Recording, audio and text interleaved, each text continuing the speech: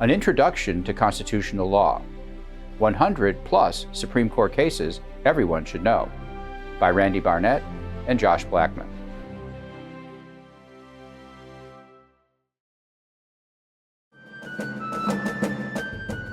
United States v. Morrison, 2000.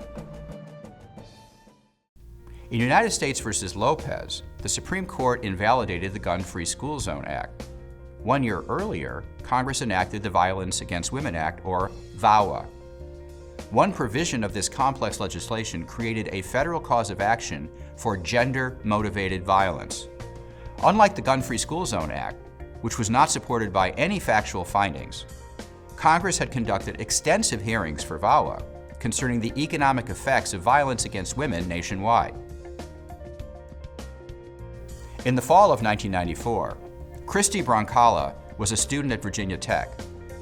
She alleged that 2 members of the Virginia Tech varsity football team, Antonio Morrison and James Crawford, raped her. The local prosecutor never brought criminal charges against the players. This violence happens to too many women, and we need laws on the books to fight it. The laws we have often fail us, and women like me know it. After lengthy university procedures, Broncala sued Morrison and Crawford in federal court. She alleged that their attack constituted gender-motivated violence in violation of VAWA. In United States v. Morrison, the Supreme Court held that this provision exceeded Congress's enumerated powers. Morrison, like Lopez 5 years earlier, yielded a 5-4 split, with Chief Justice Rehnquist again writing the opinion of the court. His reasoning was straightforward. Quote, "Gender-motivated crimes of violence are not in any sense of the phrase economic activity." For this reason, Congress had stepped beyond the line that the court had drawn in Lopez. But remember, VAWA was enacted 1 year before Lopez was decided. The court's opinion in Morrison was significant for 3 reasons. First, it reaffirmed the non-economic distinction it had drawn in Lopez. Once again, the court seemed serious about maintaining that line. Second, Morrison rejected the relevance of Congress's factual findings about the economic effects of violence against women nationwide. This opinion clarified that Congress may not reach wholly intrastate, non-economic activity regardless of its effects on interstate commerce. Third, the court suggested that it was not repudiating any of the New Deal precedents, but would simply not go beyond them.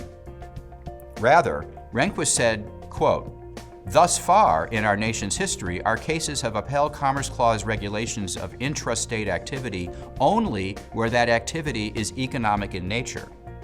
In other words, this far and no farther without a judicially administrable limiting principle."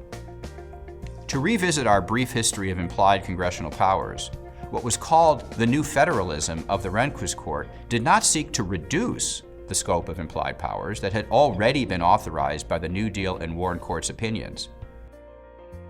Instead, Morrison adhered to the reasoning in NLRB v. Jones and Laughlin Steel, 1937. The court would limit the further expansion of Congress's implied powers, quote, "in the light of our dual system of government."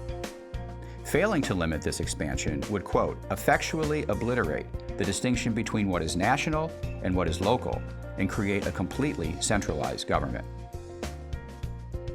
United States v. Morrison would not be the last word on the scope of Congress's implied powers to reach wholly intrastate activity under its Commerce and Necessary and Proper Clause powers. The next case, Gonzalez v. Raich, considered whether Congress could regulate homegrown medical marijuana.